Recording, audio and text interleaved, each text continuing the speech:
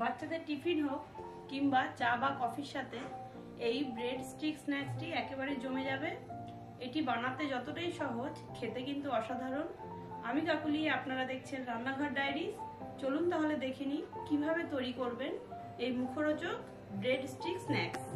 চলুন তাহলে দেখে নিই কিভাবে তৈরি করবেন এই ব্রেড স্টিক স্ন্যাক্সটি।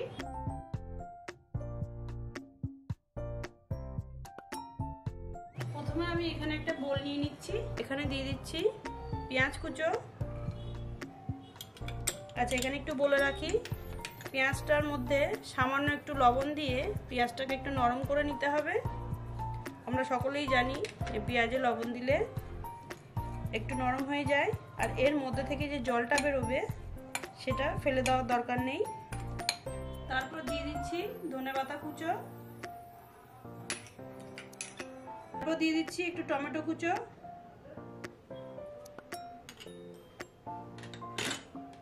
একটু লঙ্কা কুচো,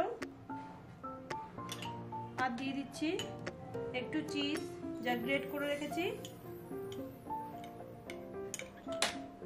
আর দিয়ে দিচ্ছি এখানে হাফ কাপ মতো ময়দা আছে, সেটাই দিয়ে দেব।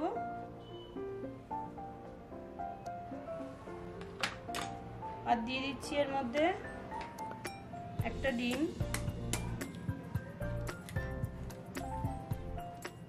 একটু পরিমাণ মতো লবণ। লবণটা একটু আগেই দেওয়া ছিল পেঁয়াজে, আর একটু দিয়ে দিচ্ছি। দিয়ে দিচ্ছি একটু চাট মশলা, গরম মশলা, একটু গোলমরিচের গুঁড়ো। এবার সবগুলোকে একটু ভালো করে মিশিয়ে নেব। ডিমের সাথে পেঁয়াজ, লঙ্কা, ধনেপাতাগুলো একটু মিশিয়ে নিয়ে দুধ দিয়েই ব্যাটারটা তৈরি করতে হবে। এখানে কিন্তু একদমই জল ব্যবহার করা যাবে না। যদি দুধের পরিমাণটা কম হয়ে গিয়ে থাকে তাহলে আরেকটু মিশিয়ে নিতে হবে। এবার ভালো করে দুধের সাথে এই মিশ্রণটা একটু ভালো করে ফেটিয়ে নেব।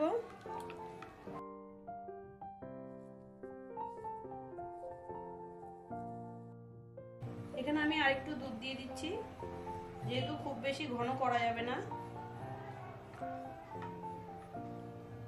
পরিমাণটা বুঝেই দেবেন। ঠিক এরকম হবে, খুব বেশি ঘন করা যাবে না এটা।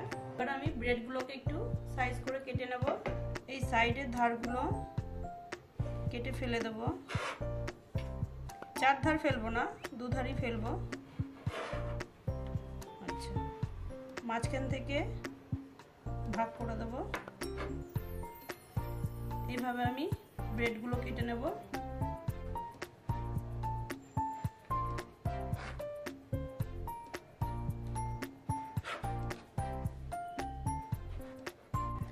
এবার যেটা করতে হবে, এই এক টুকরো ব্রেড নিয়ে একটা স্টিক নিয়েছি, এই স্টিক দিয়ে ব্রেডের মধ্যে প্রেস করে দিতে হবে। দেখতেই পাচ্ছেন সবকটা ব্রেডের স্টিক দেওয়া হয়ে গেছে আমার। এবার এগুলোকে ভেজে নেব। এই স্টিকগুলো কিন্তু শ্যালো ফ্রাই করব, খুব বেশি তেল ইউজ করব না এতে আমি। প্যানটা আমার গরম হয়ে গেছে, এর মধ্যে দিয়ে দেব সামান্য পরিমাণে তেল।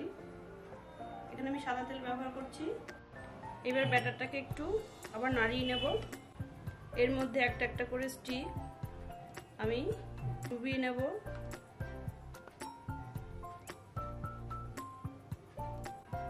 দিয়ে দিচ্ছি তেলে।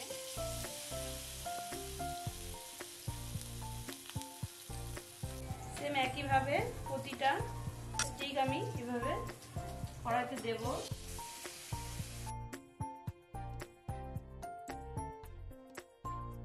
এক পাশ আমার হয়ে গেছে, এবার এগুলোকে একটু হালকাভাবে উল্টে দিতে হবে।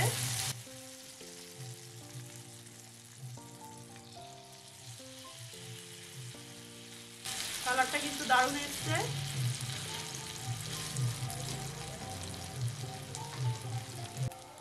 স্টিকগুলো আমার ভাজা কমপ্লিট।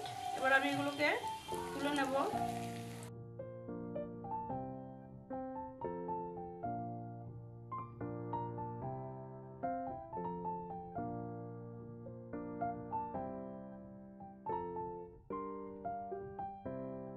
দেখলেন তো কত সহজেই তৈরি হয়ে গেল এই ব্রেড স্টিক স্ন্যাক্স। এটা একটু আমি মেয়োনিজ দিয়ে গার্নিশিং করে নিয়েছি। আপনারা চাইলে আপনাদের পছন্দের মতো সস বা অন্য কিছু দিয়ে গার্নিশিং করতে পারেন। আর আশা করছি আপনাদের ভিডিওটি ভালো লেগেছে। যদি ভিডিওটা ভালো লেগে থাকে লাইক করবেন, শেয়ার করবেন আর কমেন্টস করে অবশ্যই জানাবেন কেমন লাগলো আপনাদের এই ভিডিওটি। এরকম নিত্য নতুন মুখরোচক ভিডিও পাওয়ার জন্য রান্নাঘর ডায়েরিজে চোখ রাখতে হবে আর অবশ্যই সাবস্ক্রাইব করতে হবে।